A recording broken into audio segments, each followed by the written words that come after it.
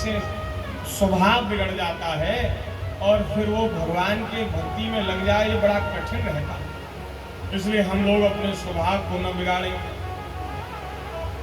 जितना जितना कम से कम में काम चल जाए उतना ही व्यवहार में लें और बाकी तो ठाकुर जी की वस्तु ठाकुर जी की सेवा में अर्पित।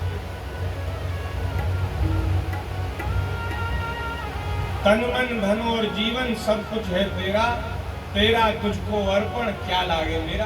वह कहते ही कहते हैं, उसको जीवन में पालन नहीं करते।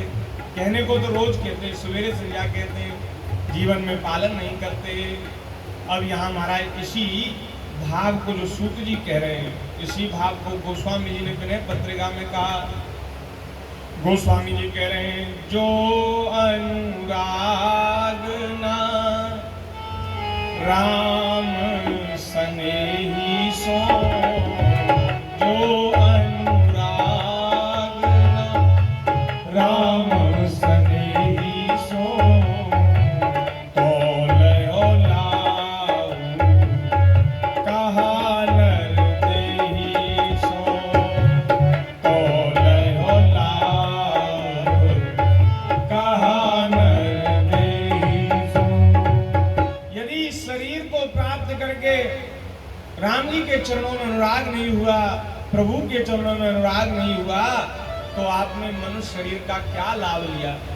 तो लयो लाभ कहा नर देही सो, तो लयो लाभ कहा नर देही सो। जो तन धरी परी हर सब सुख भय, सुमति राम अनुरागी,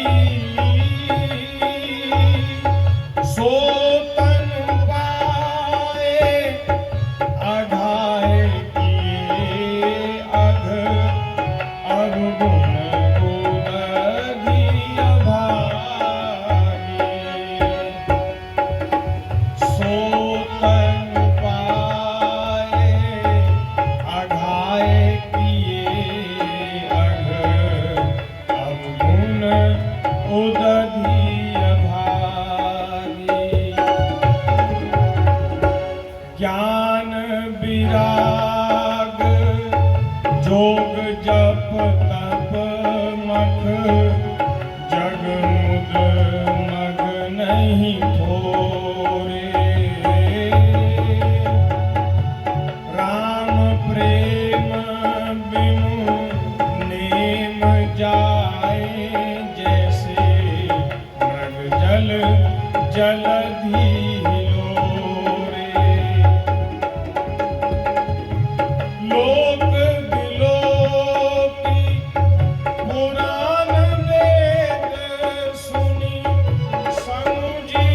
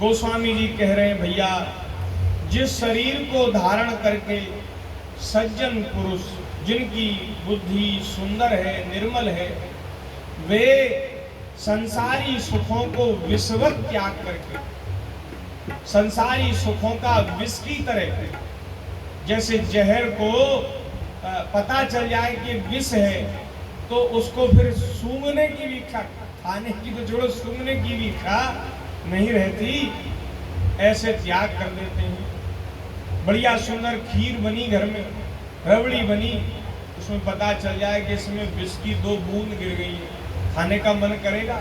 नहीं करेगा भैया, दोबारा बन जाएगी, ये नहीं खानी।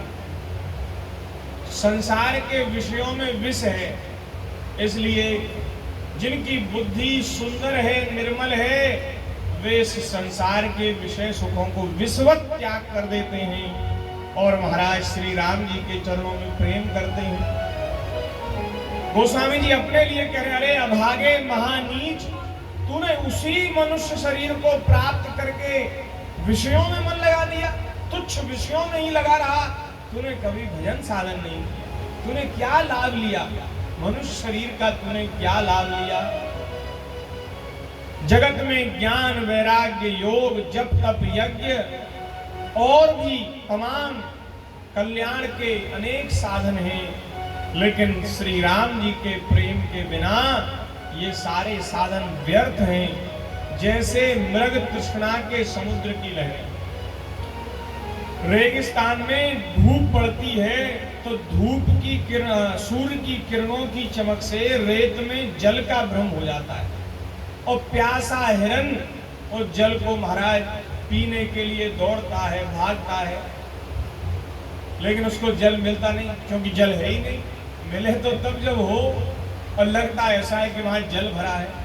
हमने कभी रेगिस्तान तो नहीं देखा, लेकिन कभी कभी ये जो चिकने चिकने रोड होते हैं ना, इसमें भी ऐसा लगता है कि आगे पानी है। आपने देखा हो, सूर्य की किरणें पड़ती है तो ऐसा लगता है आगे जल भरा है, लेकिन वहां जल नहीं होता। हिरन बेचारा मर जाता है, उसको जल नहीं मिलता। ऐसे ही बोले सारे जो साधन हैं जिनसे मोक्ष की प्राप्ति होगी, वे भैया श्री राम जी के प्रेम के बिना व्यर्थ हैं, उनका कोई महत्व नहीं। संसार को देख ले, समझ ले, पुराणों को, वेदों को सुन और ज्ञानी गुरुजनों से उनके चरणों में बैठ करके कल्याण की बात पूछ, और उनसे पूछ करके श्री राम जी के चरणों में प्रेम और विश्वास कर, क्योंकि समस्त कल्याण की खान भगवान के चरण है। अब भी समय है, मन में स्वीकार कर ले और हार मान ले। हार मान ले, क्या किस बात में हार मानना तो अच्छी बात नहीं है। बोले हार मानना परमार्थ के पथ में अच्छी बात है। हम लोग जब से सुध संभारी है तब से सुख प्राप्ति के लिए दौड़ रहे हैं, लेकिन सुख नहीं मिला। लेकिन हम हार नहीं मानते, हम भी पूरे जिद्दी हैं, हठी हैं, हम हार नहीं मानते।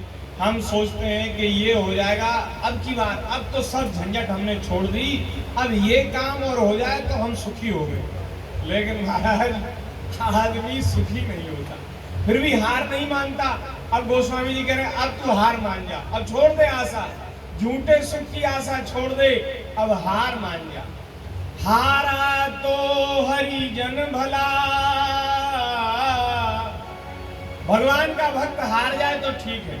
हारा तो हरिजन भला, जीतन दे संसार,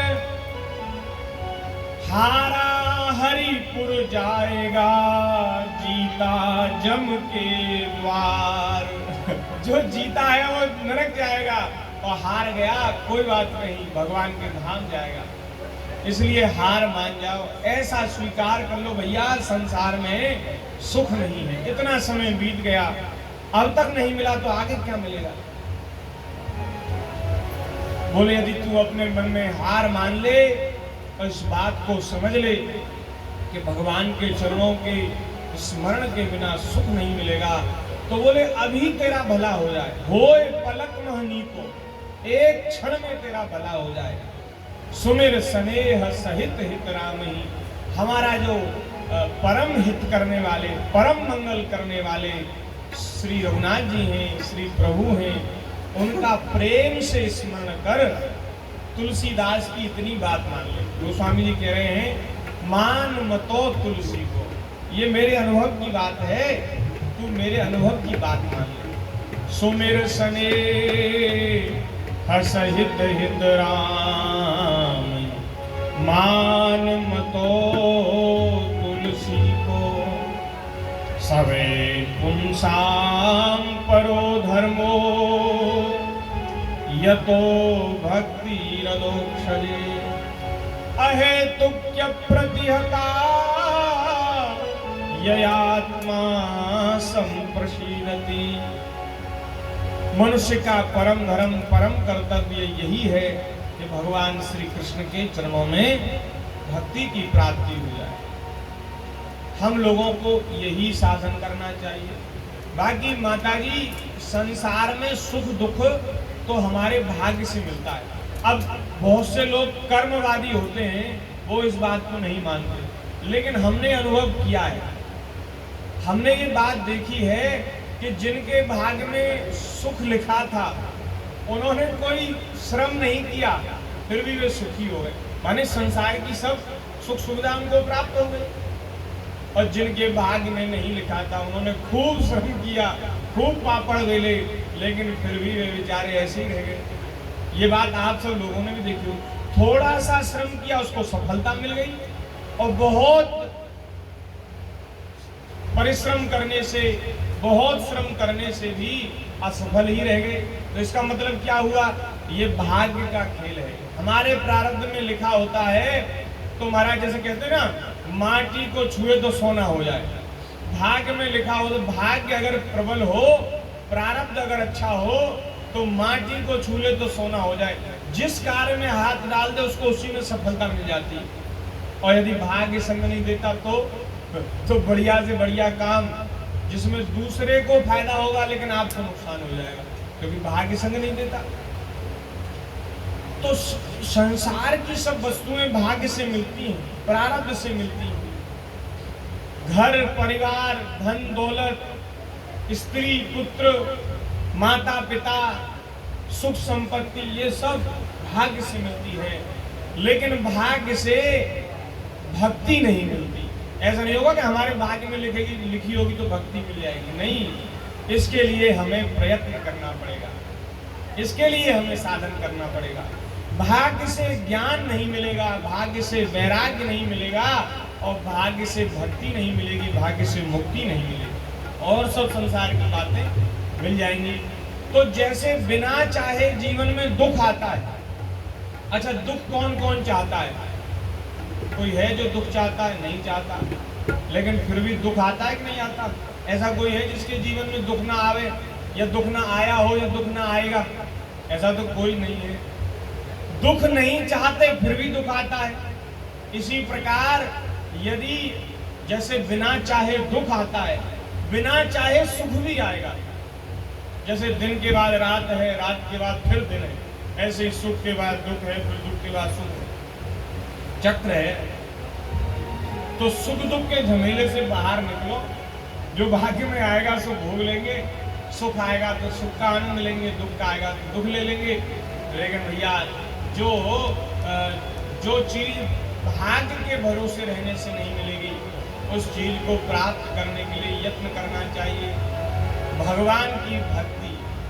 क्योंकि इसी से हमारे मनुष्य जीवन की सार्थकता सिद्ध होगी। यतो भक्ति रदोक्षजे। भगवान की भक्ति कैसे मिलेगी? भगवान की भक्ति मिलेगी संतों के संग से, भगवान की कथा सुनने से, सत्संग से। भगवान की जब हम कथा सुनते हैं, चर्चा सुनते हैं, तो उनमें प्रेम हो जाता है। हमारा किसी में प्रेम कब होता है? हमारा किसी में प्रेम कब होता है? प्रेम की ही एक ऐसी स्थिति होती है, उसी को भक्ति कहते हैं, प्रेम को ही भक्ति कहते हैं। प्रेम किसी में कब होता है? प्रेम होता है उसके गुणों को सुनने से। सुनने से ही हो जाता है प्रेम। प्रेम को देखने की जरूरत नहीं, जो देखने से होता है ना वो तो वासना है, और वो वासना पीछे ठंडी पड़ जाती है।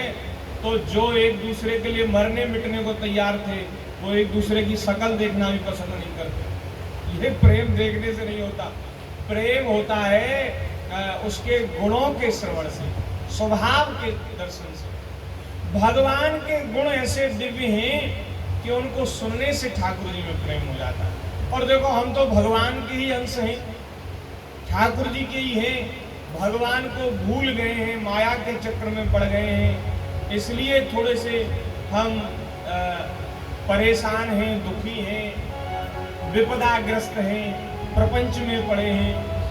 यदि हमें वो अपना संबंध याद आ जाए कि हम भगवान के अंश हैं, ईश्वर अंश जीव अविनाशी, चेतन अमल सहज सुख राशि। सुख राशि भगवान के अंश हैं, हम भी सुख राशि हैं। सुख राशि है तो दुख में क्यों पड़े हो? भगवान को भूलने के कारण दुख में पड़े।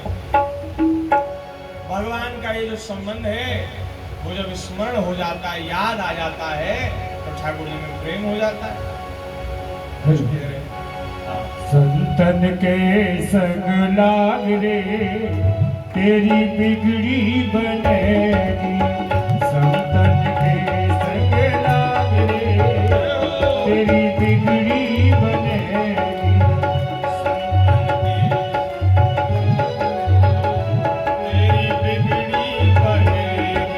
बिगड़ी बनेगी तेरी किस्मत जगेगी। बिगड़ी बनेगी तेरी किस्मत जगेगी।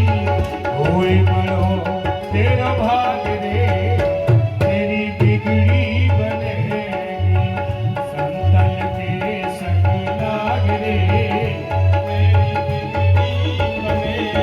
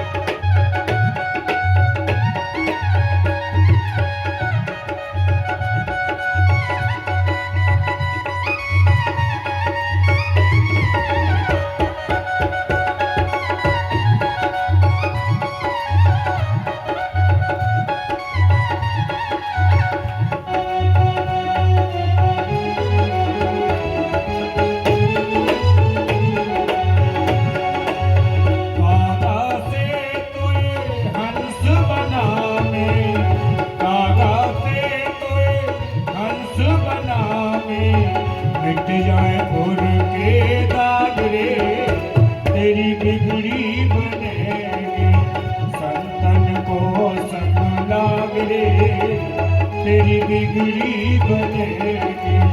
बिगड़ी बनेगी तेरी किस्मत जगेगी। बिगड़ी बनेगी तेरी किस्मत जगेगी।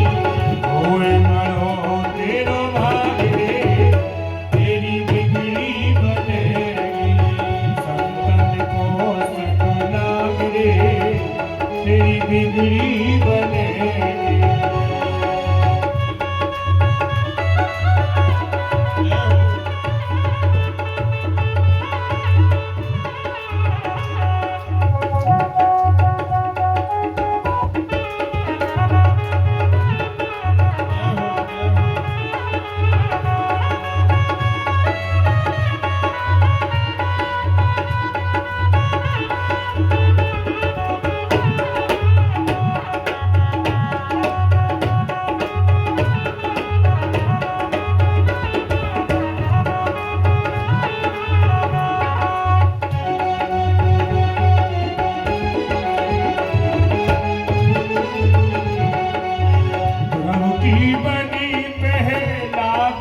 बन गई, ध्रुव की बनी प्रहलाद की बन गई।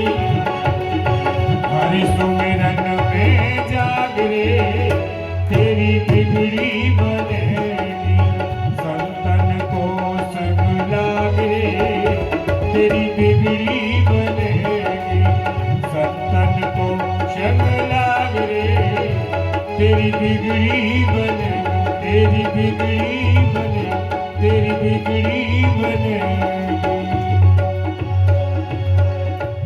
श्री वृंदावन बिहारी बिहारी लाल की जय। कागा से तो ये हंस करेंगे, कौवे को हंस बना देते हैं संत। ऐसे संतों के संग में लगना चाहिए। तो ये जो बात है इसको थोड़ी देर में पूरी करके फिर हम आगे की कथाओं का स्मरण करेंगे। सूत जी कह रहे हैं भैया भगवान की भक्ति यही मनुष्य का परम धर्म है। मनुष्य शरीर इसीलिए, और भक्ति किसे कहते हैं? भक्ति 9 तरह की होती है, 9 अंग हैं भक्ति में। सबसे पहली भक्ति है श्रवणम, भगवान की कथा को सुनना। यही बात हम कह रहे थे, जब हम भगवान की कथाओं को सुनते हैं तो भगवान के प्रभाव स्वभाव, भगवान के सौंदर्य ऐश्वर्य का ज्ञान होता है, और जब उनके स्वरूप का ज्ञान होता है तो उनमें प्रेम हो जाता है। हम तो उन्हीं के हैं, वे ही हमारे हैं। संसार में तो झूठे संबंधों में फंस गए। जो संबंध पहले नहीं था आगे नहीं रहेगा उसी को मिथ्या संबंध कहते हैं।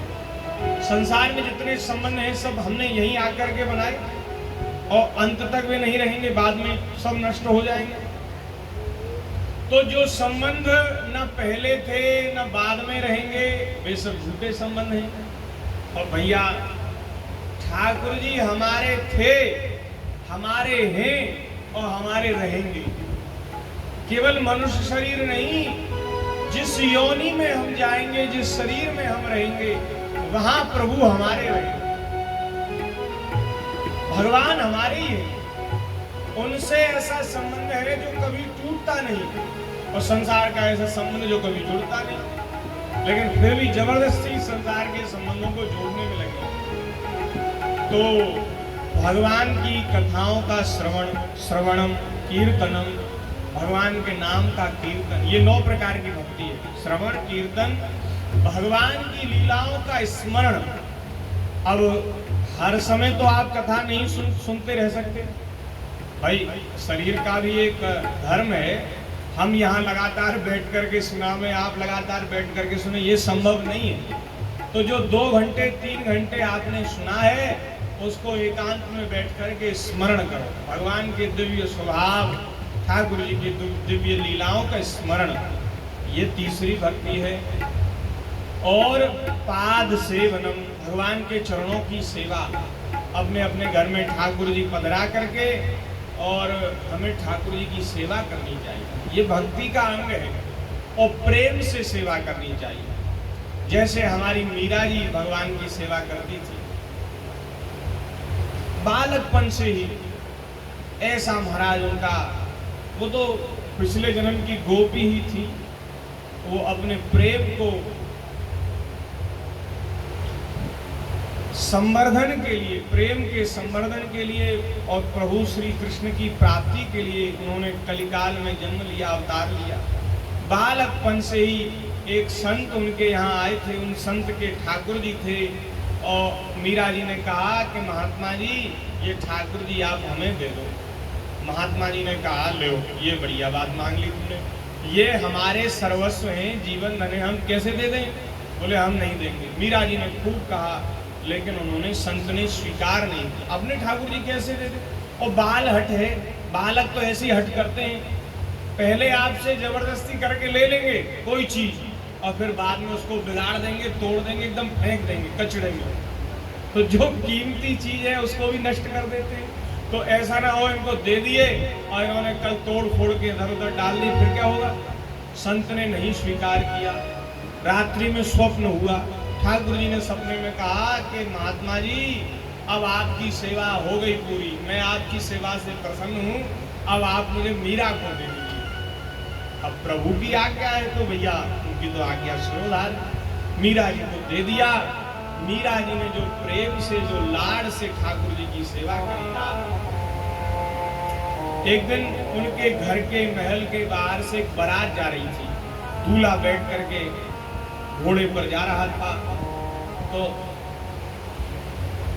बहनों का स्वभाव होता है, कन्याओं का स्वभाव होता है, कह रही ये हमारी सहेली का दूल्हा है, चलो देखें देखें देखें। मीरा जी भी देखने लगी। तो मीरा जी ने माता से पूछा कि मैया ये कौन है? अरे ये तेरी सहेली है ना, सखी, उसका दूल्हा है। मीरा जी ने कहा तो मेरा दूल्हा कहाँ है? मेरा भी तो कोई दूल्हा होगा, मेरा दूल्हा कहाँ है? तो माता ने हंसी में कह दिया, अरे ये तेरे गिरधर लाल है ना, यही तेरे दूल्हा है।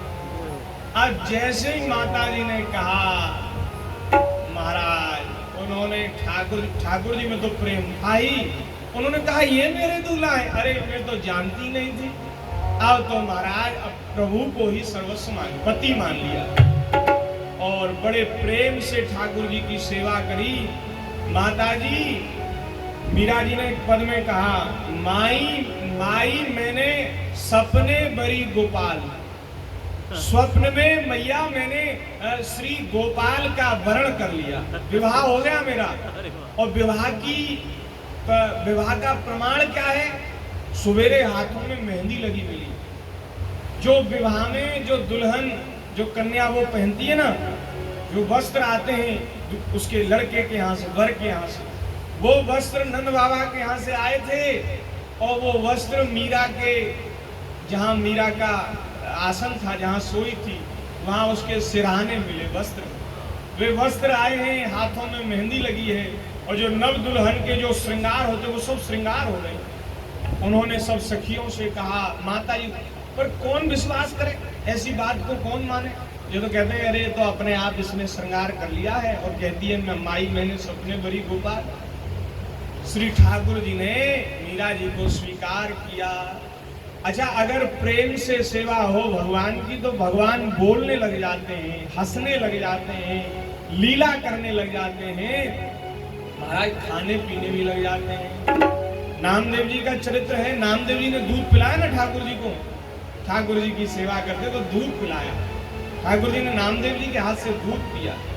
मीरा जी के साथ तो भगवान हास प्रयास करते थे। ठाकुर जी प्रकट हो जाते और मीरा के साथ चौरस खेलते महल में। और मीरा जी के महल में से पुरुष की आवाज आती थी।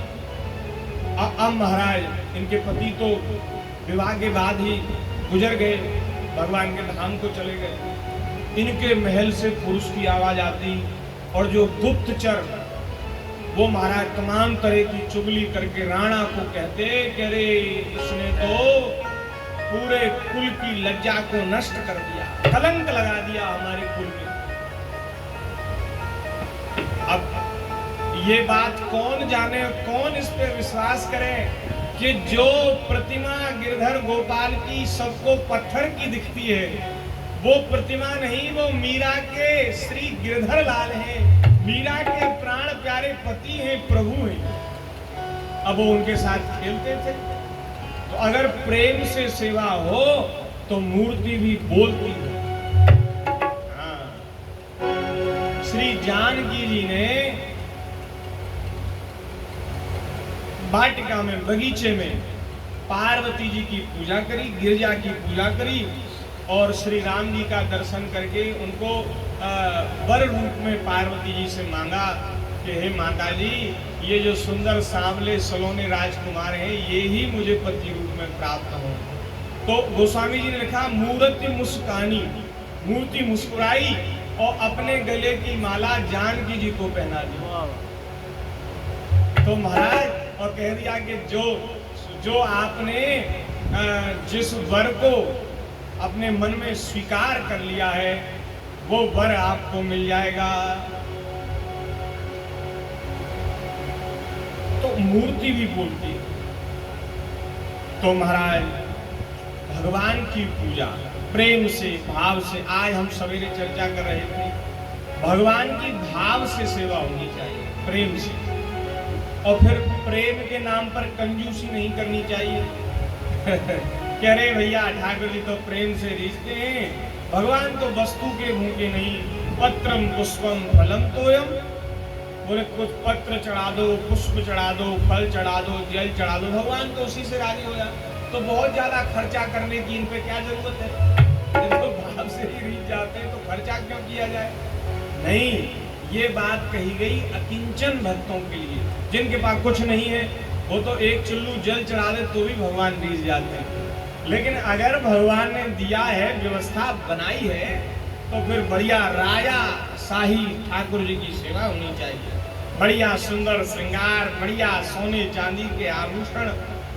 आप तो बड़े सुंदर सुंदर आभूषण पहनते हो, ठाकुर जी को वो लाते हो, वो क्या कहते हैं, फैंसी आर्टिफिशियल ज्वेलरी वो लेके आते हो, और खुद सोने के पहनते, बताओ? ये नहीं। जब भगवान ने दिया है तो फिर खूब ठाकुर जी की सुंदर सेवा, पाद सेवनम, श्रवणम कीर्तनम, विष्णोः स्मरणम, पाद सेवनम, अर्चनम, भगवान का पूजन, अर्चनम, वंदनम, भगवान की वंदना, प्रणाम, दास्य सख्यमात्म निवेदनम, मैं भगवान का दास हूँ, मैं भगवान की दासी हूँ, भगवान मेरे स्वामी हैं, भगवान मेरे प्रियतम हैं, प्रभु हैं, ऐसा भाव करना और अपने आप को भगवान के समर्पित कर देना। ये भगवान की 9 प्रकार की भक्ति है। गोस्वामी जी ने भी यही बात कही, थोड़े अलग ढंग से कही, बात एक ही है, इसलिए उसको नहीं कह रहे। तो सबसे पहली भक्ति है, भक्ति की 9 सीढ़ियां हैं। 9 सीढ़ी में सबसे पहली सीढ़ी है श्रवण, भगवान की कथा का श्रवण। तो सूत जी कह रहे हैं कि हे शौनक आदि ऋषियों, भगवान की भक्ति मनुष्य का सर्वोपरि धर्म है, और वो भक्ति मिलती है श्रवण से, कथा के श्रवण से। इसलिए मैं आपको भगवान की कथा सुनाऊंगा, और आप भी कथा ही सुनना चाहते हो। अब मैं आपको श्रीमद् भागवत महापुराण की कथा सुनाऊंगा, जिसमें भगवान के 24 अवतारों की कथा है। भगवान जो विराट स्वरूप हैं, जिनके अंग प्रत्यंग में समस्त लोकों की कल्पना की गई है, योगी लोग दिव्य दृष्टि से भगवान के स्वरूप का दर्शन करते हैं। भगवान का विराट स्वरूप भगवान का कैसा है? उनके 1000 हाथ हैं, 1000 पैर हैं, 1000 मुख हैं, 1000 नेत्र हैं, 1000 भगवान के श्रवण हैं, कान हैं। चारों दिशाओं में भगवान का स्वरूप फैल रहा है। ऐसे भगवान के सुंदर स्वरूप का दर्शन करते हैं। यही पुरुष रूप भगवान नारायण हैं, जो अवतारों के अक्षय कोश हैं, उन्हीं से सारे अवतार प्रकट होते हैं। इस रूप के छोटे से छोटे अंश से देवता, पशु पक्षी और मनुष्य आदि योनियों की सृष्टि होती है। हम सब भगवान के स्वरूप से ही प्रकट हुए हैं, और स्वयं भगवान अवतार लेकर 24 अवतारों के रूप में लीला करने के लिए आते हैं। तो उनमें सबसे पहले भगवान ने सृष्टि के प्रारंभ में सनक, सनंदन, सनातन और सनत कुमार, इन 4 ऋषियों के रूप में सबसे पहला अवतार लिया। सबसे पहले ब्रह्मा जी भगवान के नाभि कमल से प्रकट हुए, और ब्रह्मा जी के संकल्प से, मन से 4 ऋषियों के रूप में सबसे पहले भगवान प्रकट हुए, और उन्होंने निवृत्ति मार्ग का आश्रय लिया। दूसरी बार रसातल में गई हुई पृथ्वी का उद्धार करने के लिए भगवान सूकर रूप से, बाराह रूप से भगवान का अवतार हुआ। तीसरा अवतार देवर्षि नारद जी के रूप में। नारद जी जब 9 ऋषियों की सृष्टि की गई, तो उसमें 10वें ऋषि थे नारद जी। नारद जी ब्रह्मा जी के पुत्र हैं, ब्रह्मा जी से उत्पन्न हुए। नारद जी भी भगवान के अवतार हैं। भगवान के 24 अवतारों में नारद जी की गणना है। 3 अवतार हो गए।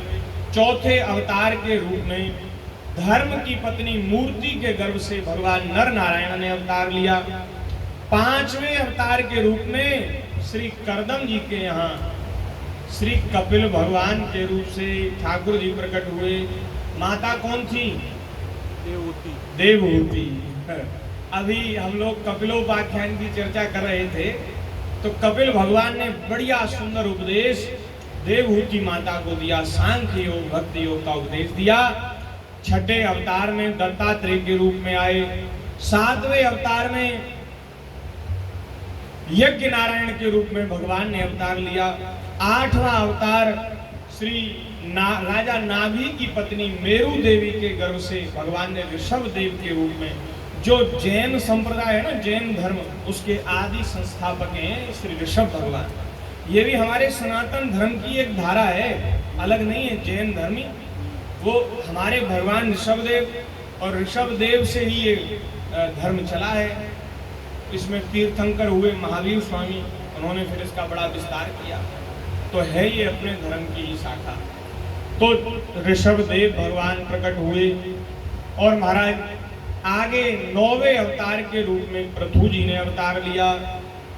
राजा बेन के मृत शरीर से पृथ्वी का उद्धार करने के लिए, जब पृथ्वी ने समस्त बीजों को भक्षण कर लिया था, सब महाराज जो भी बीज डाले जाते पृथ्वी सबको खा जाती, कोई औषधि, कोई अन्न, कोई उपजता नहीं था। तब पृथु भगवान अवतार लिया, पृथु भगवान ने, और उन्होंने पृथ्वी का गाय रूप में दोहन किया, और सभी बीज जो वो खा गई थी उन बीजों को वापस प्राप्त किया। 10वें अवतार के रूप में जब चाक्षुष मनवंतर में पृथ्वी समुद्र में डूब गई थी, तो पृथ्वी को उद्धार करने के लिए, और उस समय उस मनवंतर के जो मनु थे उनकी रक्षा के लिए भगवान ने मत्स्य अवतार लिया। मछली बनकर ठाकुर जी आए, और वे ही भगवान 11वें अवतार में कच्छप बनकर के मंदराचल को धारण करने के लिए आए। 12वें अवतार में धन्वंतरी के रूप में प्रकट हुए, अमृत का कलश लेकर आए। 13वें अवतार में असुरों को छलने के लिए मोहिनी रूप धारण किया। 14वां अवतार प्रहलाद जी की रक्षा के लिए, हिरण्यकश्यप का वध करने के लिए भगवान ने नृसिंह रूप में लिया। 15वां अवतार भगवान ने बलि को छलने के लिए वामन रूप में अवतार लिया। 16वें अवतार में परशुराम बने, और महाराज 17वें अवतार में द्वापर के अंत में भगवान व्यास के रूप में भगवान का अवतार हुआ। 18वीं बार श्री ठाकुर जी त्रेता युग में श्री राम जी के रूप में भगवान ने अवतार लिया। बोलिए श्री रामचंद्र भगवान की जय। और अपने अंशों के सहित भगवान ने 4 रूपों में अवतार लिया। रावण का वध किया, सेतु बंधन किया, बहुत सी अनेकों लीलाएं करी। 19वें 20वें अवतार में भगवान बलराम और श्री कृष्ण के रूप में प्रकट हुए। बोलिए श्री कृष्ण चंद्र भगवान की जय। इसके बाद भगवान के पुत्रों के रूप में अनिरुद्ध और प्रद्युम्न रूप में भगवान के 21वें 22वें अवतार, और कलयुग के प्रारंभ में बुद्धावतार 23वां, और कलयुग के अंत में कल की अवतार। ये 24 अवतार भगवान के मुख्य अवतार। वैसे भगवान के अवतार अनेक हैं। जो मीरा जी के लिए जो चर्चा कर रहे हैं, मीरा जी के लिए जो गिरधर लाल बने वो भी भगवान का एक अवतार है। नरसी के लिए जो सांवरिया सेठ बने वो भी भगवान का अवतार है। नामदेव के रूप में विठल भगवान के रूप में अवतार लिया, वो भी एक अवतार है। तो भगवान के अनेकों अवतार हैं, और अनेक प्रकार से उनकी कथाएं प्रसिद्ध हैं। इसलिए सूत जी कह रहे हैं, अवतारा ह्यसंख्येया हरे सत्वनिधेर्द्विजाः यथा विदासिनः कुल्याः सरसः सुसहस्रशः। जैसे कोई बहुत बड़ा सरोवर हो, उसमें से छोटी छोटी नालियां निकल रही हों, ऐसे ही भगवान अवतारों के समुद्र हैं। उनसे अनेकों अवतार प्रकट होते हैं। जिस भक्त के लिए भगवान प्रकट होते हैं, दर्शन देते हैं, वो भगवान का एक अवतार होता है। जैसे ध्रुव जी के लिए भगवान अवतार लेकर के आए, वो भी तो भगवान का अवतार है। गजेंद्र के लिए आए, गज के लिए आए, वो भी भगवान का अवतार है। लेकिन उन अवतारों की गणना नहीं की गई। जो अवतार बहुत अधिक समय के लिए भगवान ने लिए और उन्हें अनेकों तरह की लीलाएं करी। उन अवतारों का यहाँ स्मरण किया गया है। वैसे भगवान के अनेकों अवतार हैं। अब महाराज एक बड़ी ही लोगों को समस्या रहती है। लोग जो दोष देखने का जिनका स्वभाव है, जिनको हमारी सनातन संस्कृति में श्रद्धा नहीं, वे लोग कहते हैं अरे तुम्हारे यहाँ तो अनेकों देवता हैं, अनेकों भगवान हैं। अब उन लोगों ने सत्संग तो किया नहीं। अब महाराज वे क्या जाने कि हमारे एक भगवान ही अनेक रूपों में लीला करते हैं। हमारे भगवान ऐसे थोड़ी है जो कंजूसी करें। ठाकुर जी अनेक बार लीला करने के लिए, अपने भक्तों को सुख देने के लिए अनेक बार धरती पर आते हैं, अनेक अवतार लेते हैं। तो ये तो अच्छी बात है। जब जब भक्त के ऊपर संकट आता है, धर्म जब नष्ट होने को होता है, अधर्म की वृद्धि होती है, साधुजन दुख पाते हैं, दुष्टों की बढ़ती होती है, तब तब धर्म की रक्षा के लिए, अपने भक्तों की रक्षा के लिए भगवान अवतार लेते हैं। जब जब होए धर्म के हानि, बाणे असुर अधम अभिमानी, तब तब प्रभु धरि विविध शरीरा, हरहि कृपा निधि सज्जन पीरा। तब तब धरि प्रभु विविध शरीरा, तब तब धरि प्रभु विविध शरीरा, हरहि कृपा निधि सज्जन पीरा, हरहि कृपा निधि सज्जन पीरा, हरहि कृपा निधि सज्जन पीरा, हरहि कृपा निधि सज्जन पीरा। अब बताओ ये हमारे ठाकुर जी का गुण है कि दोष है? जब जब भक्त के ऊपर संकट आता है, जब जब भीड़ पड़ी भक्तन पे, तब प्रभु दौड़े आए। जब गजेंद्र ने महाराज ग्राह के भय से मुक्त होने के लिए पुकार लगाई, ठाकुर जी ने विलंब नहीं किया। जब द्रौपदी की लाज भरी सभा में जा रही थी, तब महाराज उन्होंने पुकारा, हे द्वारकाधीश, अब कोई और रक्षा करने वाला नहीं है, अब आप ही मेरी रक्षा करिए। द्रौपदी ने सबसे कहा, अपने पांचों पति, एक से एक सूरवीर योद्धा, बलशाली, लेकिन वहां उस सभा में द्रौपदी की रक्षा करने में वे समर्थ नहीं थे। भीष्म पितामह से कहा, द्रोणाचार्य कृपाचार्य से कहा, महाराज आपके देखते हुए भरी सभा में कैसा अनर्थ हो रहा है, मुझ अबला की इज्जत जा रही है, लाज जा रही है। लेकिन कोई महाराज बोला तक नहीं। ऐसी मति मारी गई और यही घटना महाभारत का कारण बनी। हमारी भारतीय संस्कृति इतना नारियों का, स्त्रियों का सम्मान करने वाली कि नारी की लज्जा पर आंच आई, महाभारत हो गया। महाराज ऐसा उस कुल का नाश हुआ और अंधे धृतराष्ट्र के कुल का नाश हो गया, कोई जल देने वाला नहीं बचा। क्या कारण था?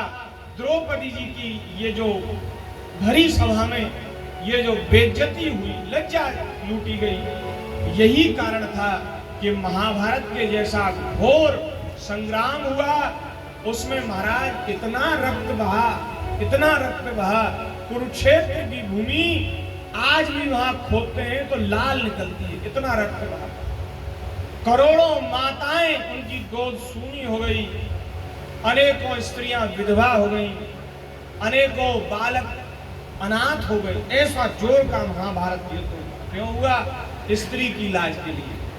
ऐसी हमारी संस्कृति में स्त्रियों का सम्मान। उस समय महाराज कोई रक्षा करने वाला नहीं था, तो द्रौपदी ने सरेंडर कर दिया, आत्मसमर्पण कर दिया। अंतिम भक्ति है आत्मसमर्पण। अब गोविंद तू बचावे तो मेरी लाज बचे, नहीं तो गई। लेकिन कोई बात नहीं, ये मेरी लाज चली जाएगी तो कोई बात नहीं, पर तेरी लाज नहीं जानी चाहिए। मेरा क्या है, हम तो देखो हाड़ मांस के पुतले, हमारी लाज चली जाए तो क्या गया, कोई नहीं। अरे कितने शरीर हमने धारण किए, उन शरीरों में कितने शरीरों में हमने कपड़े पहने, नंगे ही तो घूमे थे। अरे पशु पक्षी नंगे ही घूमते, उनको कौन कपड़ा पहना था? ये मनुष्य शरीर ऐसा है, इसमें हम कपड़े पहन कर रहते। तो हमारी कोई लाज नहीं। बोले मेरी लाज नहीं, तेरी लाज जाएगी। अब तेरी लाज की बात है, तू रखना चाहे तो रख, नहीं तो हम तो तेरी शरण में हैं। मेरो कहा बिगड़े जाएगी लाज तिहार, मुरारी जाएगी लाज तिहार। जैसे ही कहा मेरी रक्षा करो महाराज, द्वारकाधीश प्रभु भोजन कर रहे थे, उस समय भोजन छोड़ करके ओ महाराज ऐसे दौड़े, एक क्षण का भी विलंब नहीं किया और सभा में प्रकट हो गए। वस्त्र रूप लियो श्याम, वस्त्र रूप में प्रकट हो गए। इतना महाराज वस्त्र बढ़ गया द्रौपदी के शरीर पर कि जिस दुशासन में 10,000 हाथियों का बल था, दुशासन की भुजा थकित गई, उसके हाथ थक गए। साड़ी खींचते खींचते उसके हाथ थक गए, साड़ियों का ढेर सभा में लग गया, लेकिन द्रौपदी जी के शरीर पर साड़ी रही आई। वो जो अंतिम जो वस्त्र था वो नहीं उतरा। ऐसी भगवान लीला करने वाले।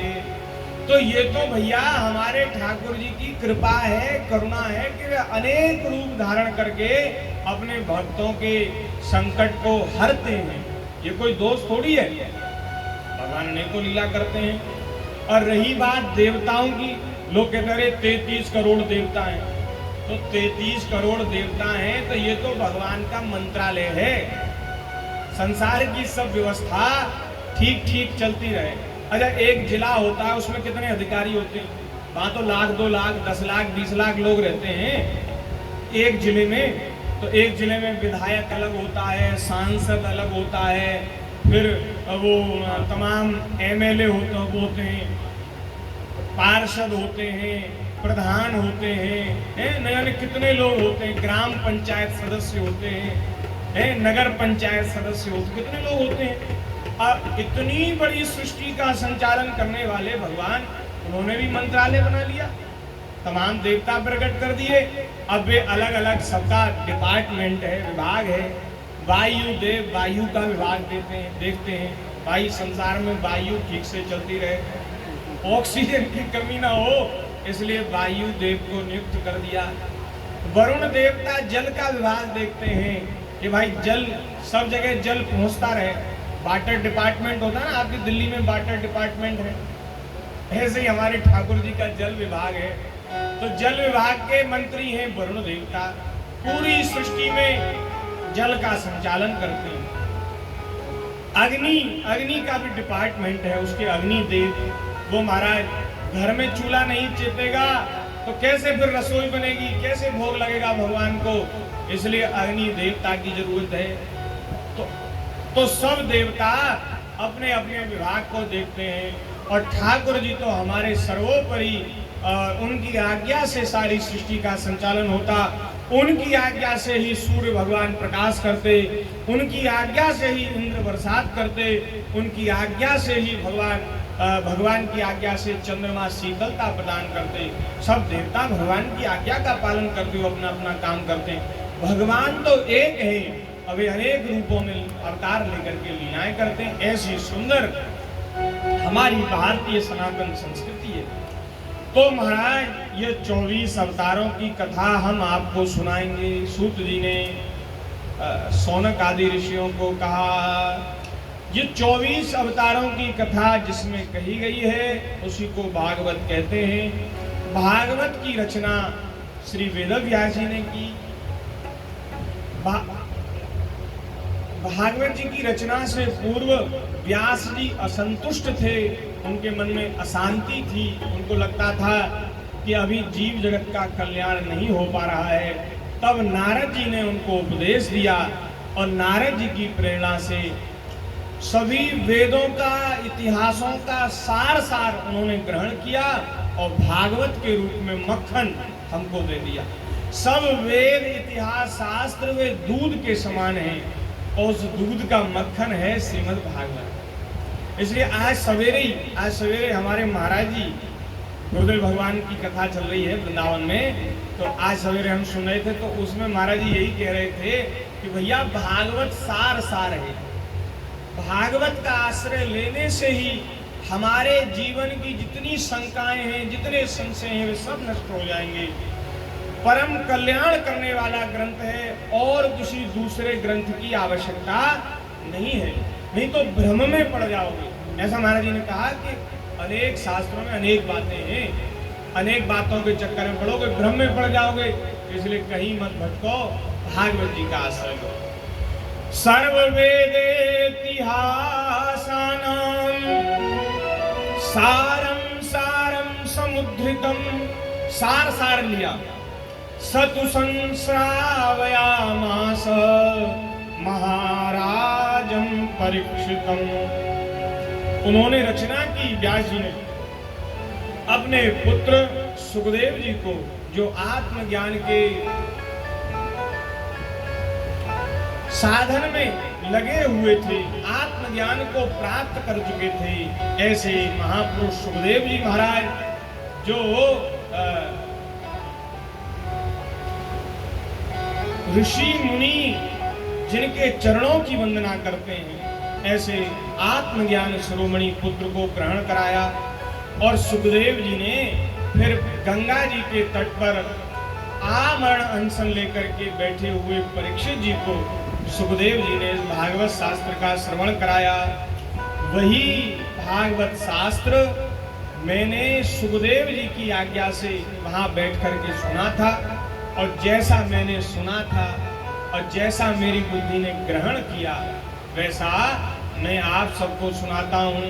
सूत जी ने शौनक आदि ऋषियों से कहा, तो शौनक आदि ऋषियों ने प्रश्न किया, महाराज व्यास जी को क्यों संतोष था और नारद जी ने उनको क्या उपदेश दिया। और सुखदेव जी तो आत्मज्ञान शिरोमणि हैं, और जो ज्ञानी होते हैं ना वो निर्गुणिया होते हैं, उनका नाम रूप में विशेष प्रेम नहीं होता, वो तो निराकार ज्योति का ध्यान करते हैं, अपने आत्मा में प्रभु का वो अनुसंधान करते हैं।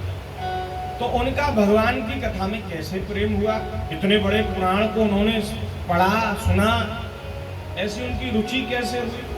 और श्री परीक्षित जी भगवान के परम भक्त, पृथ्वी के चक्रवर्ती सम्राट, सारी प्रजा का पुत्रवत पालन करने वाले, उन्होंने युवावस्था में ही क्यों अनशन लिया।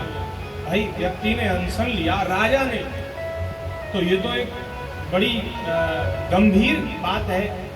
तो आप हमें बताइए उन्होंने क्यों ऐसा अनशन व्रत लिया, तो वह सब आप कृपा करके हमें बताइए।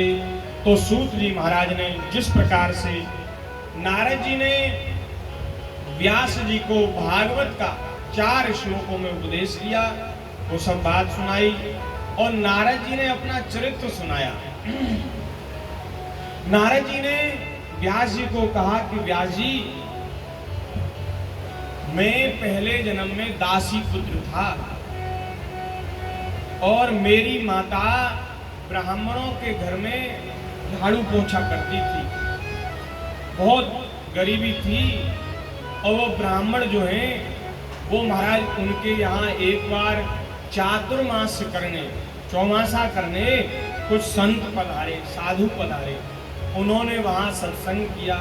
मैं उस समय छोटा सा बालक था, तो मैं भी वहाँ जाता था, माता के साथ रहता था, तो वे भगवान की कथा सुनाते तो मैं बड़े प्रेम से सुनता। सुनते सुनते मेरा हृदय पवित्र हो गया, मन की मलिनता दूर हो गई और महाराज फिर तो भगवान के चरणों में मेरी लगन लग गई और मेरा मन चंचलता का त्याग मेरे मन ने कर दिया और मैं उन साधुओं की सेवा करने लगा। उनका शीत प्रसाद मैंने उनकी आज्ञा से पाया और महाराज उन्होंने मुझे कृपा करके उपदेश किया, मंत्र का उपदेश किया और मैंने उनकी कृपा से उस मंत्र को जपते हुए मेरे मन में बड़ी शांति, बड़ा संतोष उत्पन्न हुआ और महाराज मैं बैठ करके जैसे ही भगवान का ध्यान करता तो ध्यान में प्रभु आ जाते। एक दिन भगवान मेरे ध्यान में प्रकट हुए, ठाकुर जी ने दर्शन दिया, देख करके मैं महाराज आनंदित हो गया। भगवान ने कहा इस जन्म में तो तुम्हें नहीं मिलूंगा, अगले जन्म में मिलूंगा, तुम्हारी भक्ति अभी परिपक्व नहीं हुई, मैं तुम्हें अगले जन्म में मिलूंगा। इस बात पर हमारे महाराज जी कहते हैं कि ये घटना पुरानी है, द्वापर की घटना है, त्रेता की सतयुग की घटना है। पहले भगवान ने ये कह दिया नारद जी से कि इस जन्म में मैं आपको नहीं मिलूंगा, लेकिन महाराज इस कलयुग में भगवान ने बड़ी सरलता से, सहजता से भगवान मिल जाते हैं। भगवान ने किसी भक्त को ये नहीं कहा कि मैं अगले जन्म में मिलूंगा। भगवान बड़ी जल्दी कृपा कर देते हैं। थोड़ा सा आप भक्ति के मार्ग पर चलिए, थोड़ा सा आप भजन के मार्ग पर चलिए, भगवान बड़ी जल्दी कृपा करते हैं और इसी जन्म में कल्याण कर देते हैं, अगले जन्म के लिए नहीं रखते। ये तो पहली बात है, पुरानी बात है, जहाँ हजारों जन्मों तक भगवान के लिए तपस्या करनी पड़ती थी। इस कलिकाल में तो भगवान की प्राप्ति बड़ी सरल है। तो नारद जी ने कहा महाराज मैंने साधुओं का संग किया, कुछ भगवान की कथा सुनी, साधुओं की सेवा करी, आज देखो मैं दासी पुत्र था और मैं आज ब्रह्मा जी का पुत्र बन गया। बचपन से ही मैंने भगवान की भक्ति करना प्रारंभ कर दिया और भगवान ने मेरी भक्ति पर प्रसन्न होकर मुझे दर्शन दिया। और ये जो वीणा है ना, वीणा जिसको मैं बजाता हूँ, भगवान के नाम का कीर्तन करता हूँ, ये भगवान ने ही मुझे प्रदान की है। ये वीणा मुझे भगवान ने ही दी है। इस वीणा पर मैं स्वरों के तार छेड़ता हूँ और भगवान के नाम का संकीर्तन करते आनंद में विभोर हो जाता हूँ। क्या कीर्तन करते हैं नारद जी? श्रीमन नारायण नारायण नारायण, श्रीमन नारायण नारायण नारायण, श्रीमन नारायण नारायण नारायण, श्रीमन नारायण नारायण नारायण, श्रीमन नारायण नारायण नारायण, श्रीमन नारायण नारायण नारायण, श्रीमन नारायण नारायण नारायण, श्रीमन नारायण नारायण नारायण, भजमन नारायण नारायण नारायण, भजमन नारायण नारायण नारायण।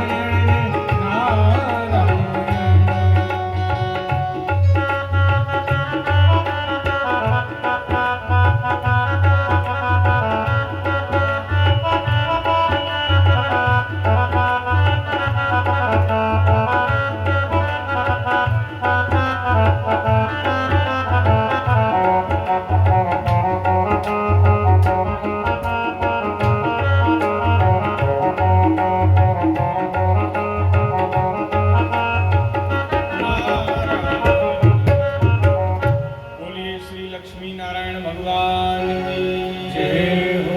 नारद जी ने सुनाया, व्यास जी ने नारद जी के उपदेश से श्रीमद् भागवत में भगवान के चरित्रों का वर्णन किया। और व्यास जी तो भगवान के अवतार ही हैं, वे सब जानते हैं, लेकिन ये सब लीला हुई। नारद जी ने सुनाया, उपदेश किया चतुश्लोकी भागवत। जो भागवत भगवान ने ब्रह्मा जी को प्रदान की थी, वही भागवत 4 श्लोकों में ब्रह्मा जी ने नारद जी को प्रदान की। ये कथा आगे आएगी। फिर नारद जी ने वही 4 श्लोक वाली भागवत व्यास जी को सुनाई, और व्यास जी ने उन चतुश्लोकी भागवत को 18,000 श्लोकों के रूप में व्याख्या करके हम सब लोगों को श्रवण करने के लिए उपलब्ध कराया। तो महाराज व्यास जी ने सुखदेव जी को उपदेश किया। अब महाराज सुखदेव जी तो ज्ञानी मुनि ठहरे। अब श्री शौनक आदि ऋषि बोले, महाराज ज्ञानियों को भगवान के स्वरूप में, भगवान की कथा में, भगवान के नाम में कैसे प्रेम हो गया ज्ञानी सुखदेव जी को। तो व्यास जी ने कहा कि सूत जी ने कहा कि भैया, जो ज्ञानी मुनि हैं, महात्मा हैं, जिनकी अविद्या की गांठ खुल गई है, जो सदैव अपनी आत्मा में रमण करने वाले हैं, वे भी भगवान की हेतु रहित भक्ति किया करते हैं। भगवान की भक्ति वे भी करते हैं, क्योंकि भगवान के गुण ऐसे दिव्य हैं, ऐसे मनमोहक हैं कि वे उन ज्ञानी मुनि महात्माओं को अपनी ओर खींच लेते हैं। भगवान श्री शंकराचार्य अद्वैत